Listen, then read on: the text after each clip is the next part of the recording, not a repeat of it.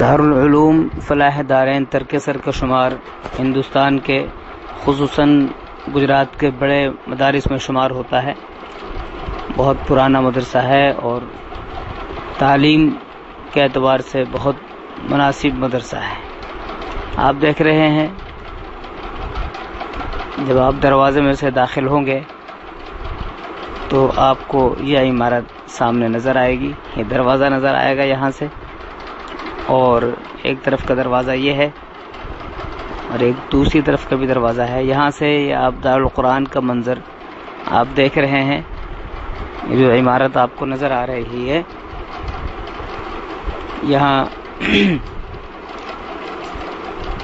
قرآن پاک کی تعلیم، حفظ اور خصوصاً تجوید اور قرأت کی تعلیم یہاں آپ جو دیکھ رہے ہیں۔ نیچے کی جو درسگاہ ہیں یہ مکمل گویا کہ دارالقرآن ہے، اگرچہ اس منزل کا کوئی نام نہیں ہے لیکن اس کو کہا جا سکتا ہے کہ یہ دارالقرآن ہے۔ یہاں قرآن کی تعلیم، حفظ اور تجوید وغیرہ کی مکمل تعلیم۔ حضرت قاری صدیق صاحب سانسرودی یہیں کہیں تشریف فرما ہوتے ہیں، انہی میں سے ایک درسگاہ ان کی بھی ہے۔ قاری اسماعیل صاحب ہیں، قاری محمود صاحب وغیرہ یہاں درس دیتے ہیں، بہت نمایاں انداز سے آپ دیکھ سکتے ہیں۔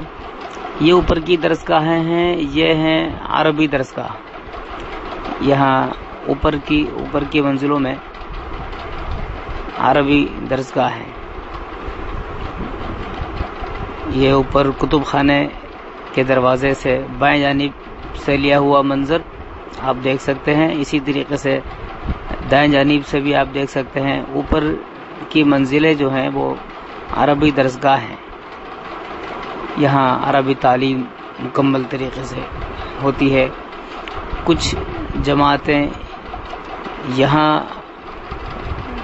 تعلیم حاصل کرتی ہیں اور کچھ جماعتیں دوسری طرف بھی انتظام ہے، ادھر بھی درسگاہ ہیں، وہاں عربی تعلیمات دی جاتی ہیں۔ طلبہ عربی اول سے لے کر آخر تک کی تعلیم یہاں ہے، یہاں تک کہ غالباً افتاء کی بھی تعلیم یہاں ہے۔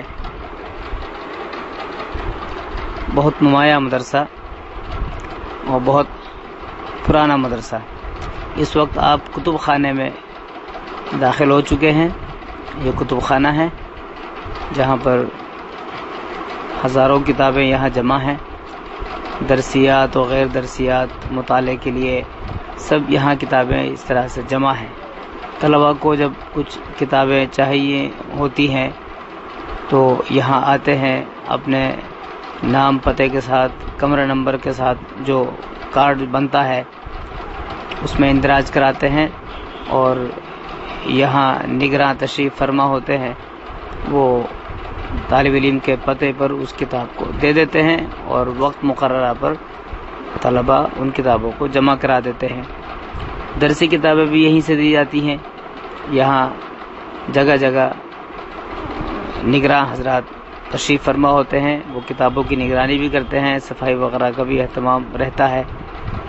مستقل ایک نظام ہے، بہت بڑا کتب خانہ ماشاءاللہ۔ اسی سے متصل آپ دیکھ سکتے ہیں، یہ آپ کو دکھایا جائے، یہاں ایک دروازہ ہے، یہ دروازہ آپ دیکھ سکتے ہیں، باہر سے آتے ہیں تو آپ اس راستے سے آئیں گے، یہ بھی ایک راستہ ہے باہر سے آنے کا، اور دوسری طرف بھی دروازہ ہے، وہ بھی آپ کو دکھایا جائے گا۔ تو یہ پھلواریوں کے پیچھے آپ جو عمارت دیکھ رہے ہیں، یہ قیام گاہ، دارالاقامہ بھی کہہ سکتے ہیں آپ۔ یہ اس طرف سے سیدھا راستہ جو گیا ہے، یہ بڑے دروازے کی طرف راستہ، سیدھا آپ کو سامنے بڑا دروازہ نظر آئے گا، صدر دروازہ گویا کہ یہ ہے۔ یہ جو عمارت آپ دیکھ رہے ہیں یہ دارالاقامہ بھی ہے، اور یہاں عربی درسگاہ بھی ہیں، عربی کتابیں، عربی تعلیم بھی دی جاتی ہے، عالمیت کا کورس کی تعلیم یہاں آپ دیکھ سکتے ہیں۔ مسجد کی جانب سے جب آپ کھڑے ہو کر دیکھیں گے تو اس طرح سے آپ کو گویا تین طرف کا منظر آپ دیکھ سکتے ہیں۔ یہ سب طلباء کے لیے گویا کہ دارالإقامہ ہے، یہاں بچوں کا قیام ہے، اور جب آپ گیٹ میں داخل ہو جائیں گے، دروازے میں داخل ہوں گے، تو آپ اس طریقے سے 2 طرفہ یا 3 طرفہ عمارت آپ دیکھ پائیں گے۔ اس طریقے سے یہ دارالإقامہ بھی ہے اور یہاں عربی درسگاہ بھی ہیں۔ بہت اچھا منظر، اور ماشاءاللہ سب طرف ہریالی۔ سامنے مسجد کا بھی کچھ نظارہ آپ دیکھ سکتے ہیں، اور یہاں سے مستقل دارالعلوم فلاح دارین کی عمارت کا منظر۔ یہ دوسری طرف کا، یعنی مسجد کی طرف سے دائیں جانب اور بائیں جانب کا منظر آپ ایک ساتھ دیکھ سکتے ہیں۔ ادھر دائیں جانب سے آپ چلیں، یہاں سے دیکھیں آپ، اور یہ طلباء کی قیام گاہ ہیں، دارالإقامہ کہہ لیجئے۔ یہاں طلباء کا مستقل قیام ہے، طلباء کو بہت اچھے طریقے سے ان کو رہنے کے لیے کمرے دیے ہوئے ہیں، اور دور تک آپ نظارہ کر سکتے ہیں۔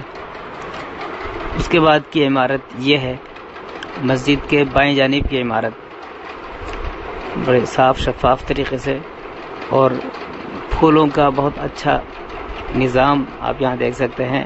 باقاعدہ ان کی تربیت کی ہوئی ہے، سلیقے سے پیڑ پودے سلیقے سے اگا رکھے ہیں، اور ان کی تربیت۔ اب آپ کو مسجد دکھائی جائے، یہ مسجد کا باہر کا منظر ہے۔ مختصراً آپ باہر کا حصہ دیکھ لیں، مسجد کے سامنے کا حصہ ہے یہ، اور اس کے بعد آپ کو اب مسجد کے دائیں جانب سے آپ کو دکھانا شروع کیا جائے۔ یہ دائیں جانب نیچے وضو خانہ بھی ہے، ادھر پارک ہے بہت خوبصورت، اور اب آپ مسجد کے باہر صحن میں آ گئے ہیں۔ یہ مسجد کا باہر نظر آنے والا صحن، اور یہ برآمدہ ہے سنتوں وغیرہ پڑھنے کے لیے، یہاں برآمدہ ہے، اور کافی بڑی مسجد ہے، کافی بڑی مسجد ہے۔ پہلے آپ باہر کا نظارہ کیجئے، سامنے وضو خانہ ہے، دکھایا جائے گا بعد میں آپ کو۔ یہ مسجد کا کشادہ صحن، دونوں طرف برآمدے، اور یہ مسجد کے باہر کا برآمدہ۔ یہاں سے آپ مسجد میں داخل ہو گئے، دیکھو کافی لمبی چوڑی مسجد، سادگی لیکن خوبصورت، اور یہاں بھی جو صفیں بچھائی ہوئی ہیں بہت عمدگی کے ساتھ، اور گویا کہ ایک ایک مصلی آپ الگ الگ شمار کر سکتے ہیں۔ یہ ممبر و محراب بڑی سادگی کے ساتھ بنایا ہوا اور بڑی خوبصورت آپ دیکھ سکتے ہیں۔ اس طریقے سے بنایا ہے کہ طلبہ عزیز یہاں بیٹھ کر پڑھیں تو ان کو اندھیرا محسوس نہ ہو، روشنی کا بھی باہر سے انتظام مستقل ہے، اگرچہ بجلی کا پورا انتظام ہے، لیکن خدا داد جو روشنی ہے وہ براہ راست ہمیں ملتی رہے، اس کا مکمل نظم ہے۔ طلبہ کے لیے رحل وغیرہ کا بھی یہاں انتظام کیا گیا ہے۔ عموماً طلبہ ظہر سے پہلے یا عشاء سے پہلے یہاں بیٹھ کر پڑھتے ہیں، یاد کرتے ہیں، سبق یاد کرتے ہیں۔ یہ آپ کو دکھایا جائے، یہ ہے وضو خانہ، یہاں حوض بنایا ہوا ہے، یہاں بیٹھ کر آپ اس طریقے سے وضو کر سکتے ہیں، حوض نظر آ رہا ہے۔ یہ مسجد کے باہر کا صحن کا حصہ آپ کو پورے طریقے سے دکھا دیا جائے۔ بہت خوبصورتی اور سلیقے سے ہر چیز بنائی ہوئی رکھی ہوئی ہے۔ سامنے ٹھنڈے پانی کی مشین بھی ہے، جس کو پانی پینا ہو وہاں سے پانی پی سکتا ہے، گلاس کا نظم ہے، بیٹھنے کا انتظام ہے، اور یہ دونوں جانبوں میں اسی طریقے سے دونوں جانبوں میں اس کا اہتمام کیا گیا ہے۔ یہ آپ دیکھ سکتے ہیں، یہ ہے خصوصی مہمان خانہ، باہر کے حضرات تشریف لاتے ہیں، معزز حضرات، تو ان کو یہاں قیام کیا جاتا ہے۔ نیچے کی جانب میں بہت بڑا ہال ہے، جس میں امتحان کے وقت طلباء کو وہاں بٹھایا جاتا ہے تاکہ نگرانی ہو سکے۔ امتحان گاہ بھی یہی ہے اور خصوصی مہمان خانہ بھی یہی ہے، اور میرے خیال میں دیگر ضروریات کے لیے بھی اس کو استعمال کیا جاتا ہوگا۔ یہ ہے مختصر سے تعارف دارالعلوم فلاح دارین ترک سر۔